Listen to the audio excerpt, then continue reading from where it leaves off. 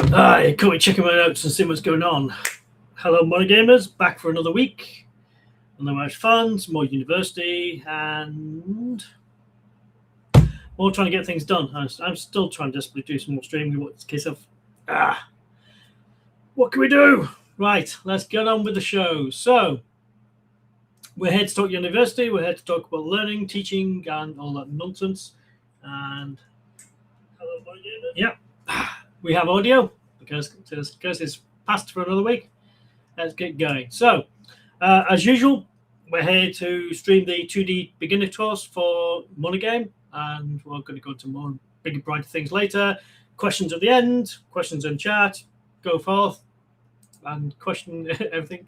So we have the university stream today, which is me talking games, and make sure you also catch tomorrow Tom, who's doing more hacking on 3.5, and hopefully we can get those last things done.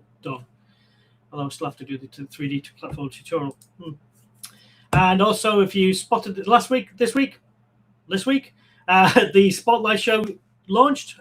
We can see it on the Twitches or YouTubes. Go there. There's lots of great games we're showcasing, all the different news. If you want your game mentioned, doesn't have to be finished, just have to be a work in progress, something to show. Message Dom on the Discord, either in the showcase channels or hit him up directly, and get in on the action. I think next week will be all 3D. So, right, let's get to some stuff. Statue. Okay, so MonoGame, powerful C# gaming framework. We're here to go to learn, or you can click on getting started. And why is that caching and taking too long? Who knows? Maybe over like there. Okay. I rubbed into getting the 2D tutorial, and we're right down into chapter 17. Ooh, really? 17 weeks we've been doing this. We're powering on and going through. So, the subject of scenes. Up until now, we've been arguably playing. We've been learning the basics, seeing how things work. We've been getting sound into our game and handling input. We're looking at how we're doing drawing graphics and textures, animation, inputs, collisions. Lots of collisions. And working on some of architecture. Well, now we actually start getting serious. So we learn the basics, we know how things work. And so now we need to actually get our scene in place. And when we talk about this, it's a case of, when we build games, they're not just one screen. We have like menus, we've got pause screens, we've got game screens, got loading screens, and all the different styles and things. And while, yes, technically you could put this all in one big humorous class and try to flipping the states and things, it's just not practical. You need to be able to say, right, this piece of code is dealing with the main game screen. It's got all the logic for the game, how it works. And if I then need to pause, I'm going to go to a different set of code that's going to handle pausing and back, and you'll transition between the two. And when we're looking at this, different samples of different ways of doing this and different approaches, and what the 2D tutorial is linking is the basics. It's like the simplest, easiest way to do this, having one little manager that then has some screens. The screens follow a standard interface pattern so that each screen has the same capabilities as the last, and to ensure that you can easily transition through and put stuff in there. And also we get to cover the things like the life cycle management of the game. So like what happens when, and ultimately, because of, again, yes, addressing some of the sort of core instabilities in the code as it stands, because it's literally just prototyping right now, and actually making proper elements and separate them out. Although we did have one comment on one of the previous weeks that if we switch the code briefly out, if we look at the way we do things today, because it's one callback thing, we got a thing in the game class. That's not sustainable, but people have noted that one of the things that's currently done here is like, everything's a class up here, or if we look at our library, our core library, and everything is implemented here as a static. Now, where, yes, this is often seen as sort of an anti-pattern, while you're rigging and while you're looking through and doing these are things you have to learn as you build the architecture of your game. So, this is one way you can do it. We did talk one of the previous weeks about having the service reg to be able to look things up, but making sure that you're not locking down any avenues. You're not blocking away anything that you're not going to be able to access, but ultimately making sure your game has accessible. If you look at each of the different samples, the platformers, the others, they don't use statics. They use other methods for actually passing around references to the proper systems, ensuring that everything gets passed along. I am a big fan of a single source responsibility around classes and things, so that I work with the data I'm given. I do some processing. I might pass something back or pass it on. I don't affect things like global, like statics or big global properties in the class. I function on what I know, and then I can pass it on.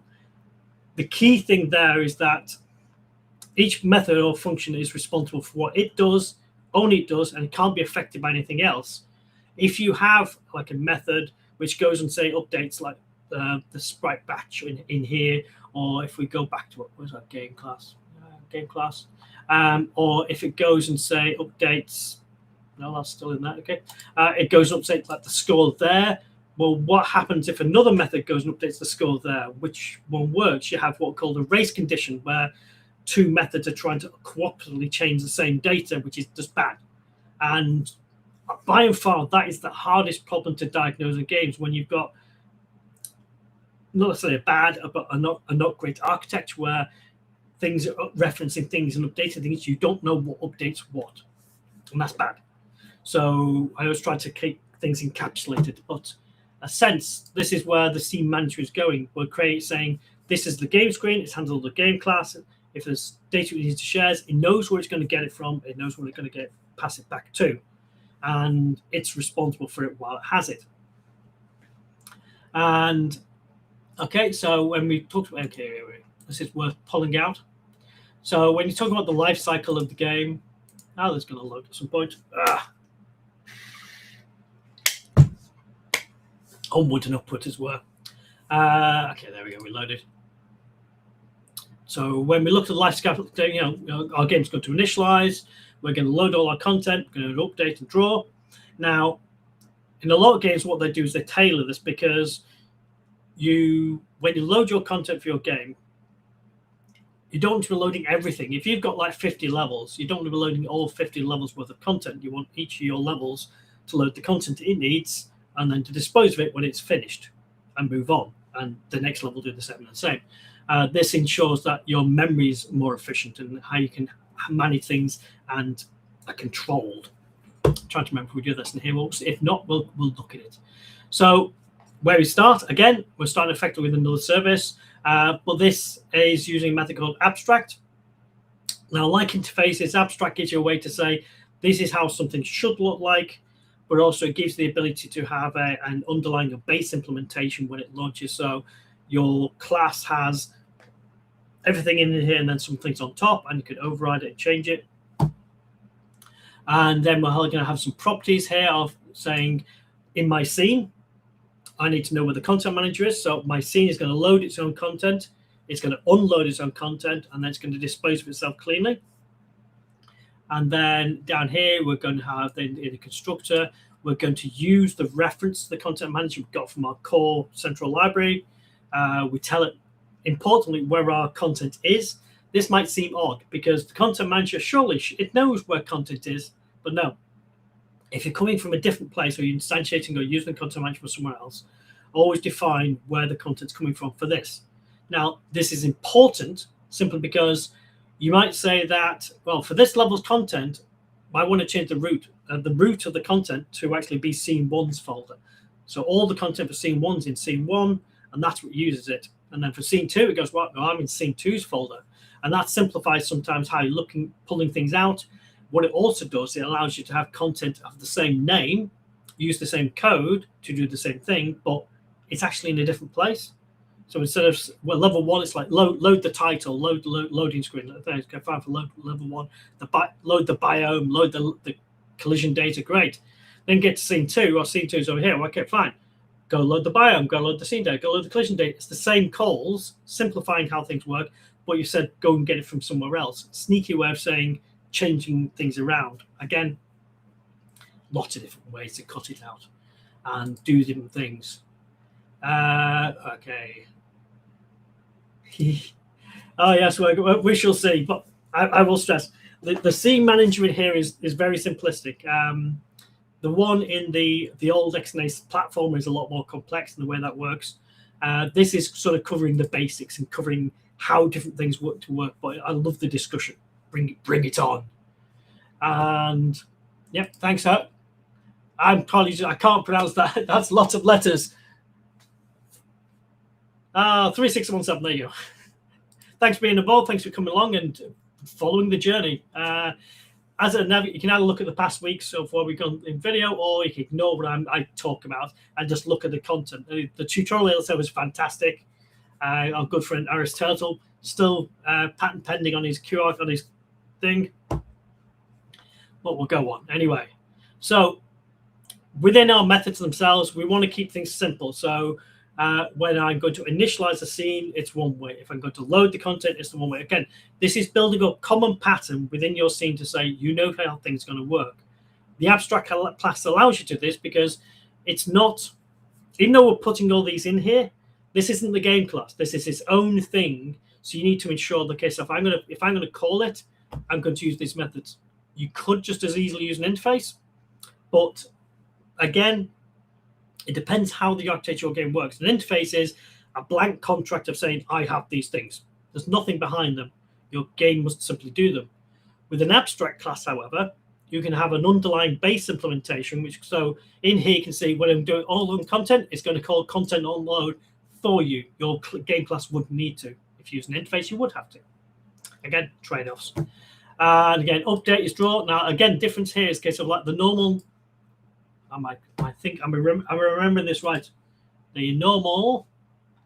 Let's see now. I'm double checking it. So update calls game time, and draw. Come on, where's draw? Oh, draw does go. I was going to say something erroneous. Then I didn't think draw had game time. I say this because I grew up on the bowels of what was XNA. Well, in fact, before XNA, we had what was called MDX, which was the first intro into sort of C# game development and graphics design. Then along came XNA, and everything went out the window, and it was all fantastic. The early editions of XNA had different parameters. We had more parameters or less, and we had to live through those. You know, those who are learning MonoGame now, or if not worked with the MonoGame for the last 10 years, it's not changed. It's static. It's good, and it's one of the biggest powers of MonoGame because if you built it 10 years ago, it will work today with a few little quirks. But for the most part, your games, all the code will compile. We didn't have that luxury when XNA was evolving to the state where we are now. What was the first? Changing rendering states and how sprite batch work and the pain of upgrading from XNA 2 to XNA 3. It was horrible. But I digress because that's history. This is where we are now. We've got the disposable interface. Again, we've covered this in previous chapters where this is .NET's way of simply saying, right, if you're going to clear out your house, these are all the things you need to do. So when we can show the case of we're disposing all of our logic, freeing up on the memory, we're suppressing the garbage collector to say, don't go and get stuff now because, and then we're doing basically also importantly as well, when we're disposing, we're also going to do content to dispose. So that we do an unload content, which tells the content manager to unload everything from memory, and then basically content to dispose also then clears out the memory that was frees it all up.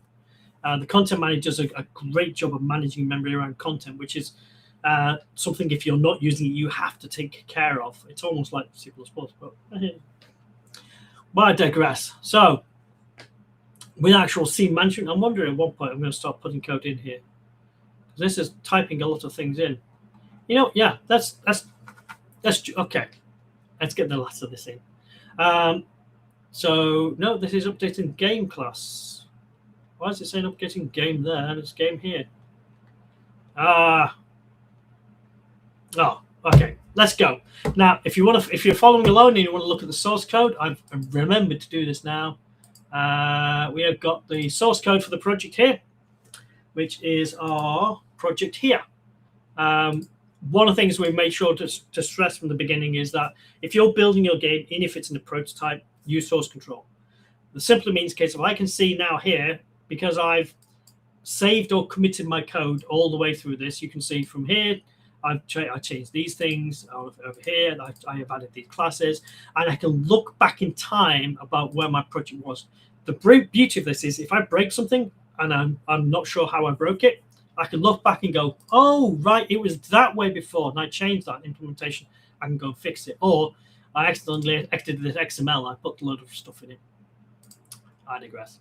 Anyway, it's collapsed up the graph. The graph is brilliant, but we're all clean. So I tidied house and made sure I saved all my code last week, which we do week on week. Let's get down here. So we want to create our scene class. And as the scene class is going to be something common, we're going to reuse. It's not part of the actual game. That's going to go in our library folder. Is there any particular folder?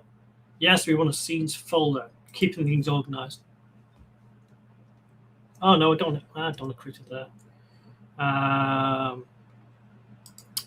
Let's close that. No, you're not going to close? Yes? I'll think about it. There we go. Right, create a folder. We'll call it scenes. One thing is sort of highly recommended when you're building a project out and how you can do it. Organize things by how they make sense. The reason for that is simply a case of if I need to go look at something that's doing graphics, right, I know it's in the graphics folder. There's all the stuff dealing with graphics. If it's dealing with audio, there's my audio folder. Keeping things organized saves your sanity later when you're trying to find something, because if you're just doing search, you're never going to know where things are.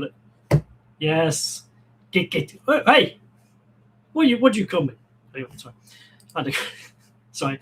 I apologize in advance for British humor or the odd Python joke where Solidarity Brothers creeps in. I grew up on Python, so I love it. Scenes, and we want to create our scenes.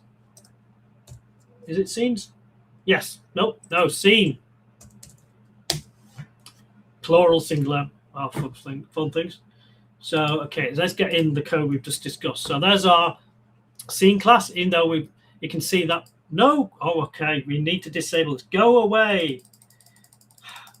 AI intelligence is helpful for some things like declaring properties or rapidly tapping something. Inherently gets in the way when I'm trying to just code. So we got the iDisposable interface. You can see we're not implementing just yet, but obviously we'll get there. We need our properties in here. So we have our reference to our content manager, which our scene needs. Clarifying whether it's disposed. That stops no reference exceptions and lots of other funky fun that can happen. Nothing spoils the day like a null reference exception slapping you in the face and getting in the way. So we got our constructor where we use our content manager from down in the core class there, and then we got our methods. Let's just cut and paste in code here. So okay, we got our content. No, we're still missing something because our dispose is missing. If you've not seen this before, this is a finalizer statement. So when .NET nulls or gets rid of this instance, the instance of the class this is using, then it also calls this extra function. Very handy, just to make sure you don't forget anything. There we are. And here's our iDisposable interface. Let's get that in there. Right, okay. I'll format it. So I'm very particular about my spaces. No space at the end of the code. No empty spaces. It's just the way I code. So we got our abstract draw method. We got an abstract update method, so that you'll see there's nothing in there because this is the class that's going. All our scenes are going to be created from. It's our bake class. It handles content alone. We could, if there was other things we needed to do when before our class does anything, we want everything to do. We put it in here. If it's specific to a specific implementation of this, then you put it in there. Okay. Right. So. What are we updating? Why is that? What is this? Hey, we just found a bug in the actual tutorial because it's not highlighting other code I need to change. So, right, we're looking at the core class and we're going to play what's different. Oh, there we go. So we've got our instances, got our extension code, Okay, we've got instance, exit on escape, that's fine. Initialize. We start to question why this is here. So we've got, let's see, no, didn't initialize, update. Oh, there's lots more in here. Yeah, here we go. Note to self. Oh, Chris, if you're on, create an issue. We need to fix the highlighting. So in here, then we've got our update call. I'm just going to copy all of that because why not? It's got our update, it's got our audio update, key down, exit, and then we've got some scene transition stuff. So our game is making sure that if we have a next scene, oh, we missed some properties. There must be some properties up here as well. Where are we? There we go. Okay, let's go put these up here. Core instance, there we go. It doesn't know where a scene is. Why do you not know where a scene is? Because scene is in its own namespace. So another good critical thing, especially from an architecture point of view, you create folders to store your code. Use namespaces then using the same structure. So you can see this MonoGame library.scenes. It's in the MonoGame library in the scenes folder. And this helps to organize our code to ensure we know where it is. But it also means when you're looking at it from the .NET perspective and you're doing your IntelliSense and trying to type it, it also follows the same pattern. Saves you a world of hurt. So scene, we need to add a reference to scenes. There we go. Okay. So then we've done the update. Oh, hello. And I've got draw. I do not think there's any draw in the core at the moment. No. So all of this is new. Transition scene there. So here, okay. So basic standard methods that we're expecting. So now our core class, which inherits from, our core game class inherits from game. So it's getting all the events that the game class gives out. So that includes like the initialize, load content, update, draw, exit, all those funky things. And okay, no error is good. So in there, okay, so we're going to get update, which we've just done. Then we're going to have draw. Let's flatten this a bit. There we go. Draw, and basically all we're going to simply say is if there's a scene to load, draw that scene, whichever it is. We've only got one. Fun fact: in some more advanced kind of scene management approaches, you might actually have multiple scenes active at the same time. You might wonder why. Some of these is indicated it's either parallax effects, or you might even have it so like overlay screens and things like that, which you can reuse, and it becomes like more of a scene queue. Different ways and different means. And so anyway, we've got to change scene. We say, right, this is I'm going to pass it another scene. I want to change to here, update what the active scene is. So it draws that one. And also some nice transition logic where when we're taking our previous scene, we're unloading all the content and then making sure we're forcing the garbage collector at the point of loading. And this is a good time to do it because when you're transitioning between scenes, so you're unloading this and loading this content, there's already big work going on. So if you're clearing out your memory while that's happening, and you have you might have a loading screen. This doesn't have it. If you have a loading screen which shows the progress, doing cleanup while it's working, always a good plan. Hide the rubbish when you're doing these things. So then, we get the transition to the next scene, and then we initialize the next scene when we transition. Okay, that's all good. That's all we got there. So that gives us our base sort of scene management logic that's there. And now let's see, we want to have Okay, so here we're going to have sort of scenes.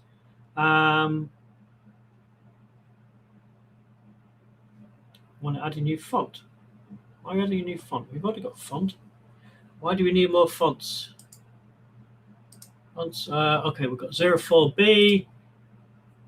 Oops. 04B. Oh, wow. Right. Okay.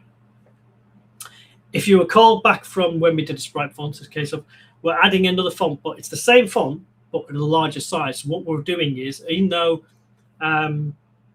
we got our one font file, if we want different sizes, it has to be able to actually compile those into different sizes. So this is only a 5x style bigger. So we quickly drop over. Where's our content project. I'm going to go over here and call it that. Where are you? Come on, over here. Oh, I'm so looking forward to get rid of this. But hey, how? There's fonts. Right click, add new item. And we want a sprite font. Make sure you name it. Don't. I do it myself. You click on the option and you click create. And then you're going to regret it. Okay, that's going to build now. Won't work on Mac. But if we go over to here now, there's our current one. So that's using size 17.5. I'm going to guess, yeah, this one is going to be, okay, let's copy that because we're going to need it into our new one. We want to change our font up to our same font. Oh, wow. 87.5. Wow, that is a certain step up. So there's one font set actually being rendered at 17.5 and another one at 87.5. Is that right? Really? Yep. Use kerning true, regular, yes. Character regions, all that nonsense. Right. So we've got the basic framework set up. We've got a nice font. We can draw bigger fonts. Let's close those now. We don't need them.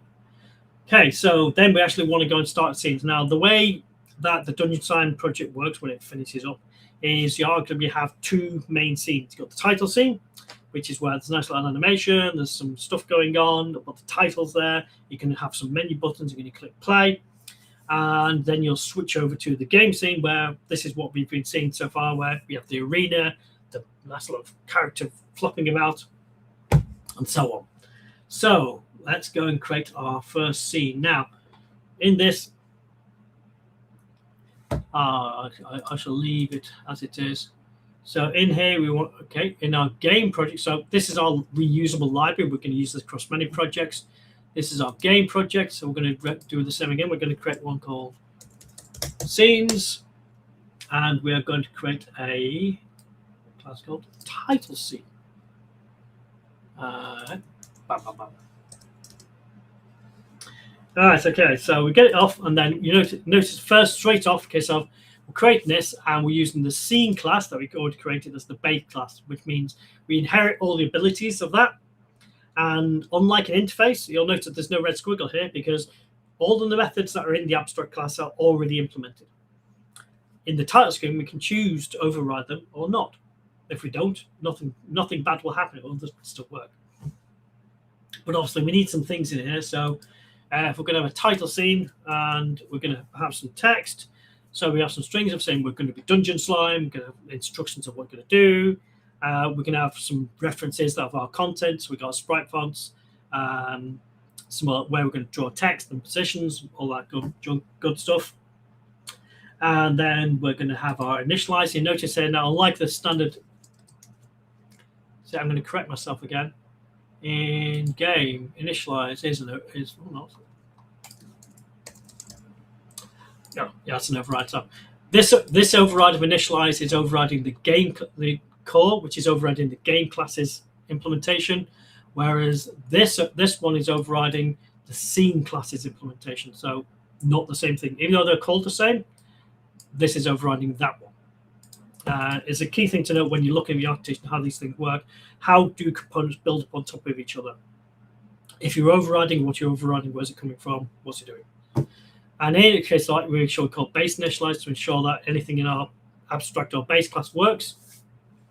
We're setting some properties, we're setting some sizes and positions, and then we're going to get on to actually doing the funky stuff. With it being the title screen, we're just going to have some text at first. So we're loading in our two font files. Nice and quick and easy. Oops, oh well, I'm missing space. And then we're going to need an update loop because we need to basically say listen to input, because obviously when we're doing things, we want something to happen. We don't have a game screen yet, but that's going to say squiggle. We'll come back to that. And then we need our draw method, which looks massive, but in essence, it's doing something very simple. In some ways, what I've done personally in the past when doing these projects is that when it comes to text drawing, I will simplify it. So I just want one code, say, draw this text. Keeping things simple, trying to refactor things so that when you're reusing code rather than trying to type. So having to type that code, although there's nothing functionally wrong with it, it's just and passing all the different variables. We can see here we're going to draw the dungeon text in our large font. We're going to draw the slime, and then our press enter is going to read our base normal size font. So nice big different size when they come up on the screen. What position they're going to be at, whether they're tinted, their rotation, their origin, and all the other good fun stuff. And no sprite effects. Unless you watch the 2D shader tutorial. That is coming very soon. It's currently available to sponsors of Patreon, to sponsors through GitHub or Patreon. It is going to get released very soon. Probably a little bit after 3.5, because with 3.5 the whole 3D platform sample is coming out and being thrown into the public. Okay, so that gives our title screen. It's going to be very basic. We're doing what color is that? 32. No idea. That's okay. Done. Turning off the IntelliSense then doesn't show me what color that colors. But we'll see. We have Color Blue, or as the new funky templates show, MonoGame Orange, which sent everyone in an uproar. Don't know why. I like orange. It's good. So there's our title screen, but it's not going to work just yet because we also want our game screen. So, game's not really a game unless you've got more than one scene. Nope, we're in the library, went over here, scenes, we want a game scene. And the same as before, so we've got our new class inheriting from scene. We have some slightly different properties now, because here, where we've got a load of code currently in our game class, which is sort of clunky, buckled up, so it's hidden, we're effectively moving all of that. So all of these same objects and things are what's currently implemented in the game class, and we're going to go and clean that out later. And go there, and then we're going to initialize. And again, because we built our game class as the game, and we want all the game scene to run the game, we're literally just lifting and shifting all that code over and refactoring it into this game scene class. And there's nothing really new in here. So again, we've got loading content. Just check. Yep. So it's still. Oh, okay. Here. If I'd run this, that would have been interesting, okay? Because if you looked back at, I think it was working with textures, object, and text rendering. I changed this. So in our game class, right, in this game class, if you are in the tutorial, keep returning to tutorial. What I did is, one of my pet peeves is I see in projects around, and I've got to fix in the 3D platform, is I don't like loading files at runtime. Simply being in case of if there's something wrong with a file, or something being formatted, or you shipped it and it's wrong, predominantly your game will crash. No way out. That's it. So I tend to try to move as much of the logic, much of the validation, checking of content, especially, and in this case, an XML file, back it as far left as possible into the actual content pipeline. So when I build my content, I know it's going to work. It's not going to crash or affect my game. And we did this. If I find the load content method down here, as you can see now, this is actually loading a texture atlas data. And then we did that. So I think we need both of those. This might go horribly wrong. So before, when we did that, where we are texture atlas was loading for file, I said no. I put my foot down. Oh, we also needed. Okay, so we need a namespace, yes, and also we had a property for this. What was our game? So there it is. I was going to cut that because that could have gone horribly, horribly wrong. Let's keep it the same. After back velocity. There we go. And you can see this. So if I go over into our content project and load it up, you'll see this in our Texture Atlas XML. So this is being built, whereas the legacy one, I think it was over here, that is just copied. So if you copy the file over, your runtime project has to do the work, and if there's some kind of formatting issue, something gets corrupted, a missing slash, your client breaks. Where here I'm building this, and this is building at build time. So I know that because this is built, that content is sound. And also I know exactly how to get into my game. So right, caught that one. I could have thrown us for a loop. There we go, our update. I mean, after that, it shouldn't make an effect because once the data is imported, the text rattler works the same way. All you need to know is how the data needs to work with working out where all the images are on that text from that atlas. So then we're going to update, which has all the same update methods. Yeah, we're still missing some functions. And then we've got all the helper methods. And again, this is mostly just migrating over code that's currently in game. And no doubt we'll have to clean up game when we're done. Oh, now, there's something else I changed. I changed the input. So check-in input, in our previous one, where's our game class? I rewrote this. So this is where the past come back to haunt me now. Because if I don't fix it, I got check input, which does the input for both gamepads and keyboards, and then we've got gamepad input as well. See, no, we don't want you, and we don't want you. Let's fix that.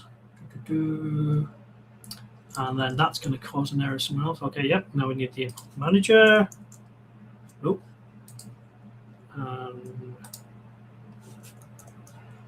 Nope. Okay. Right. Now, where are we going wrong here? Now, this could be because of pasting it wrong. That's fine. Yeah,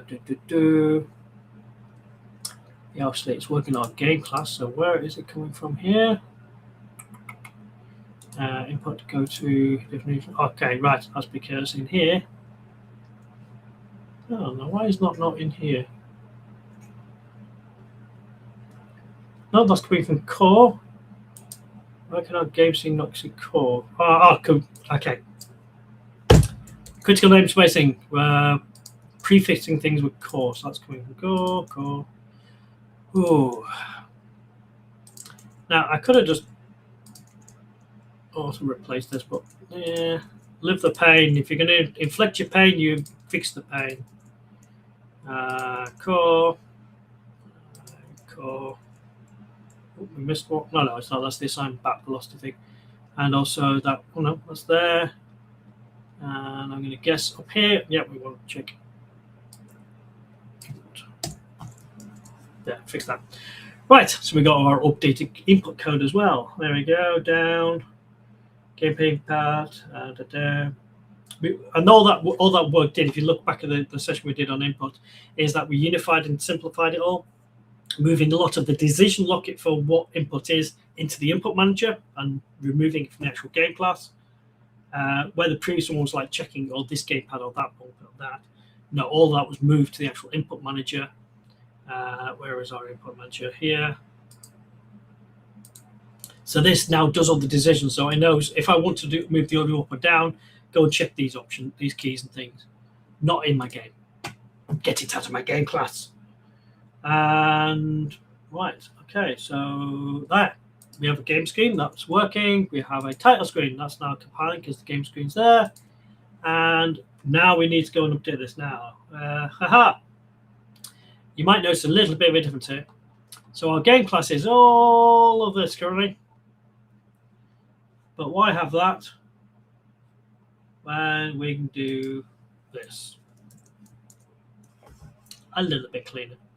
It's also making sure the case of the game class is not doing anything. All it's going to do is say, right, play a song, which our audio manager is looking after, and we're going to say, now load the title screen, which is all the game class. The game class should almost become like what your program class is. It's just platform-specific things that the platform's going to do and get on with. Put the game in the actual game and the screens it's going to work. Now, this is either going to work or this is going to go horribly, horribly wrong. So let's go build. Because this is always the nature and the danger when you're doing refactoring and when you're changing things out around where the content project works. So are we going to, first off, do we build? Go on, should we pray to the demo gods that we're going to build? Yes, no warnings. Now, does it run?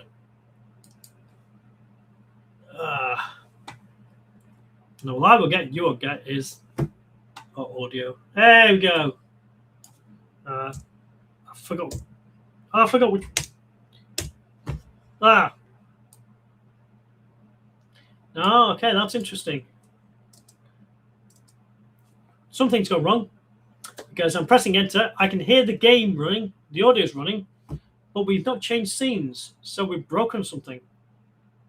So where have we broken? So we've got change scene. We go to title screen. Okay. And when height starts in there. So my title screen. So I've missed something. Because something's not right.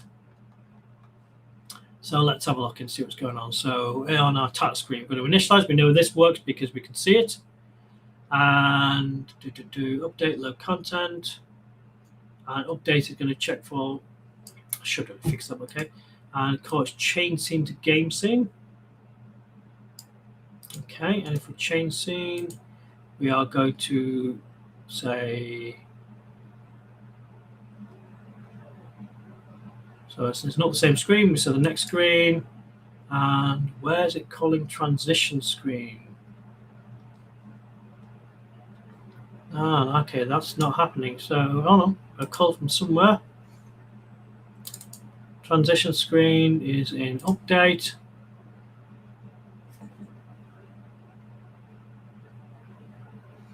In update, if there is, okay, if we have an X scene with transition is going to dispose of the active scene, clear, set the active scene to the next scene, clear on the next scene, and then so long as our active scene is not null, we're going to initialize. So, why are we not working? Debugging. Oh, and one thing I have to do. Where's our input rancher? What do you pause? What are we using? P. I'll try P. Interesting.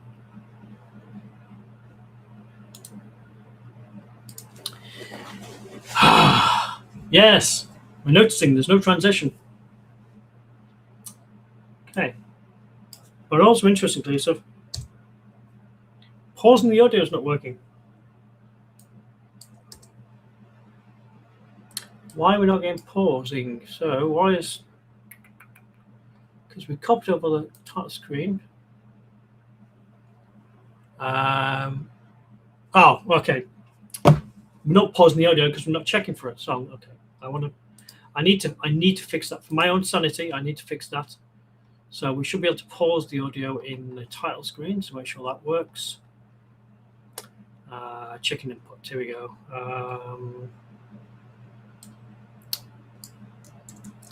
I want to be able to pause the audio on my title screen. I have to because if you've gone through this tutorial, you had it running for a long time, it's always interesting. So okay. Another option is getting a core input like that. You might move back into the core class to check it all the time, so that each screen doesn't need to hit pause to pause audio. Sweet relief. Okay, so next thing is then why in pressing enter is not transitioning, because obviously the screen's loading but it's not unloading this screen. So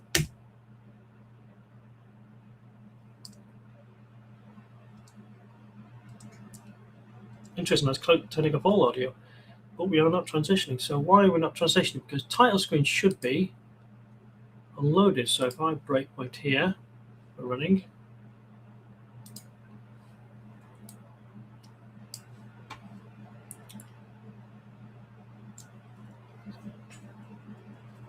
I wonder, he says, check input, update, load content. No, come on, it must be here. Check input. Yes. So, in answer to the question, why are we still seeing this? Now, even though we've unloaded the content, even though we've cleared everything out from the title screen drawing, the last frame that was rendered is still there. So the title screen has a draw method. Go down here, obviously, and it draws all this content. Okay, the first line of that call is clear. Reason being, because as you're doing any kind of rendering, what you're effectively doing is clearing the blackboard, drawing again, clearing the blackboard, drawing again. If you don't clear the blackboard, you still say, now the update call's running because I can hear the game running and moving about, but we're not drawing anything. So I've missed or forgotten the draw call. Yes, there we go. Well, this is why we do. This is why we learn. We're trying to diagnose and see what's going on. So we said we're going to add the draw call. So now that the actual game scene is also going to do drawing, which might be really helpful. So in answer to your question, Gregor, is that a case of it was transitioning, but because the game scene wasn't drawing anything, we just had the last frame that was drawn. Nothing was being cleared. All we could see was what was there before. So now we have our draw method where it will clear it, and then we're going to draw, and then we're going to draw a tile map, our batch, and our store text and things like that. Okay, fine. I'm not. Have I missed anything else? Yeah, I skipped over that by updating the game class. Right. Let's try that again then. We'll have to do it again then, won't we? Oh, okay, now I've still got my breakpoint on. Yep. Right, so now, there we go. And then all the input for the game from the game classes that are working as we expect.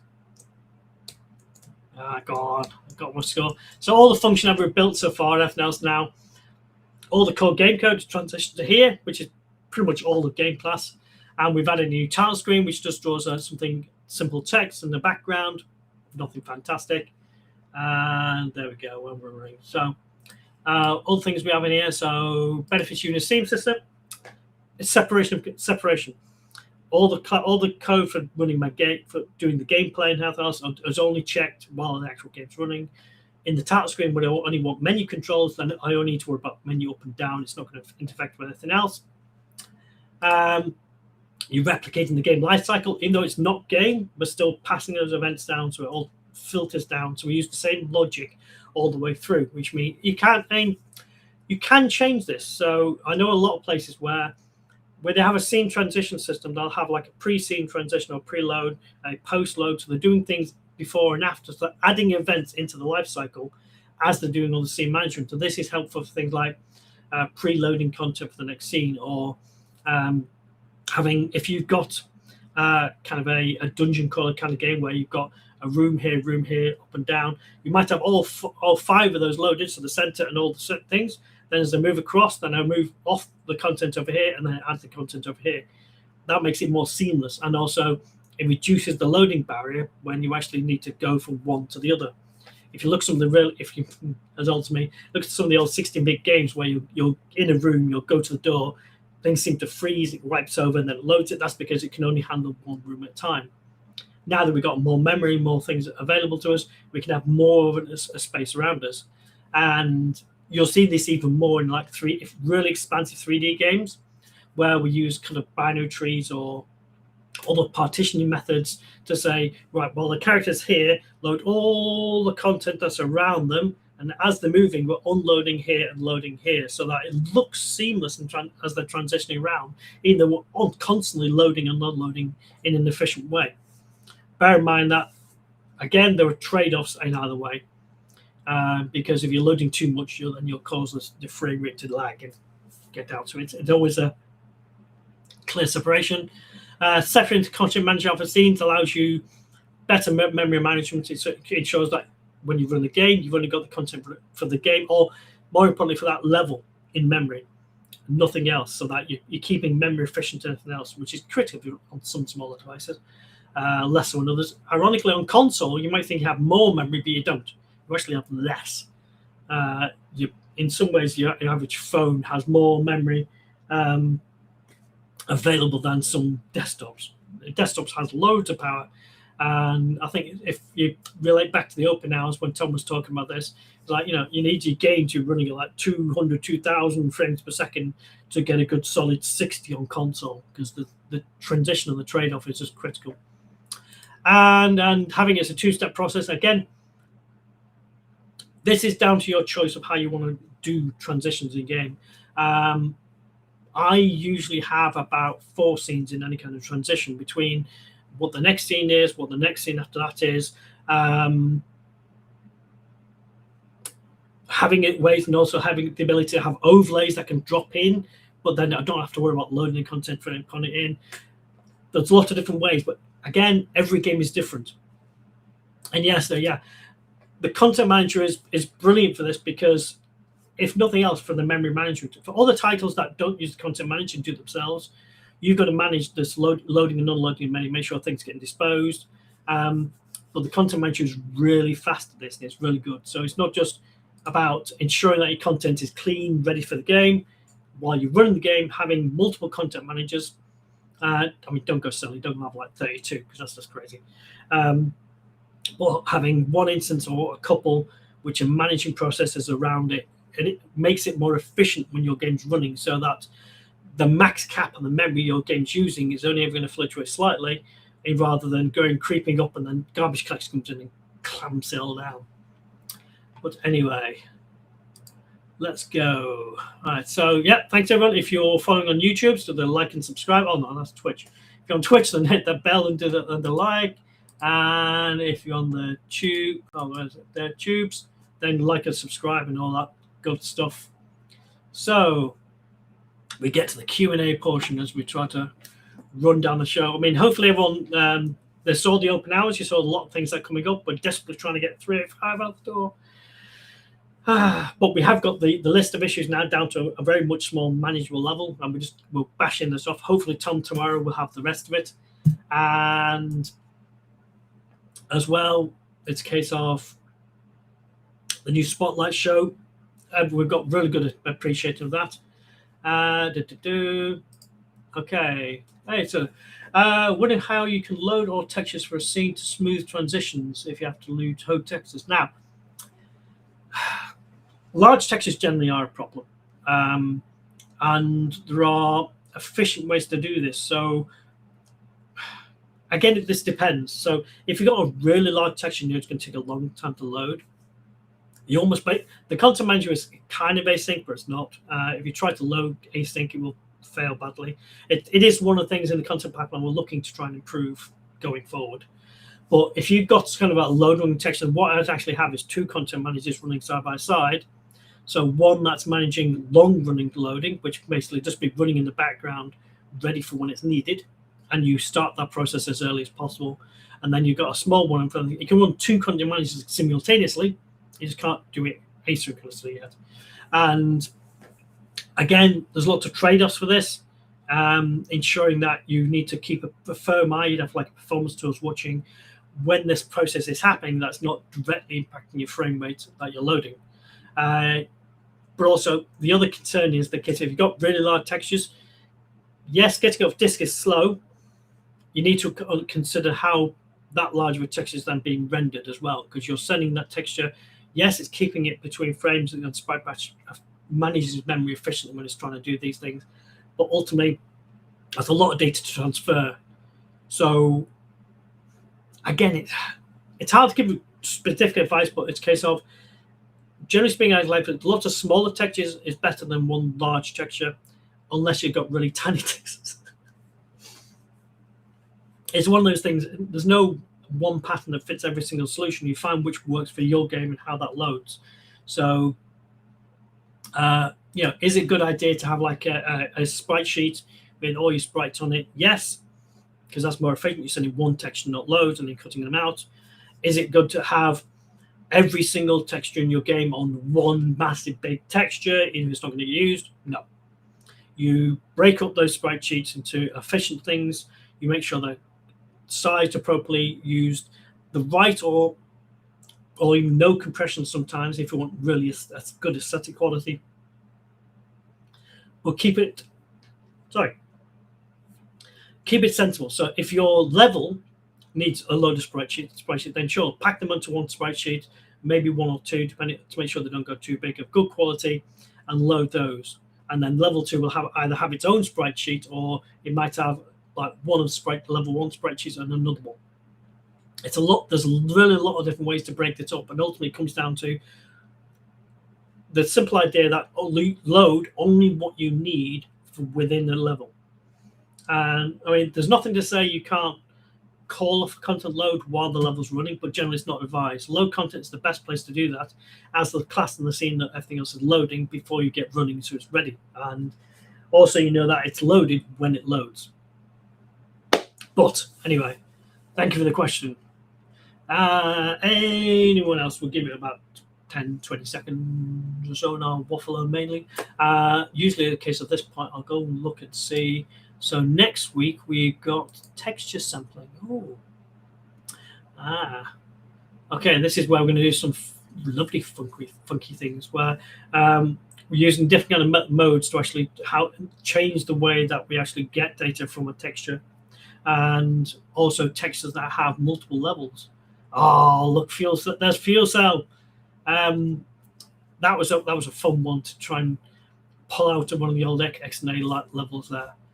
So we're going about dressing, how we're doing wrap modes. Oh yeah, that's going to be lots of funky things to do, because we're going to use this in the background of our title screen. But anyway, back over here. Right, looks like we're dried up. We're on. Hey, look at that, we're on time as well. So big thank you to everyone for joining, and hope you enjoyed the show. I shall see you next week for some texture sampling. But make sure you also catch Tom tomorrow for some live coding of some more 385 goodness. So with that, I shall bid you all adieu.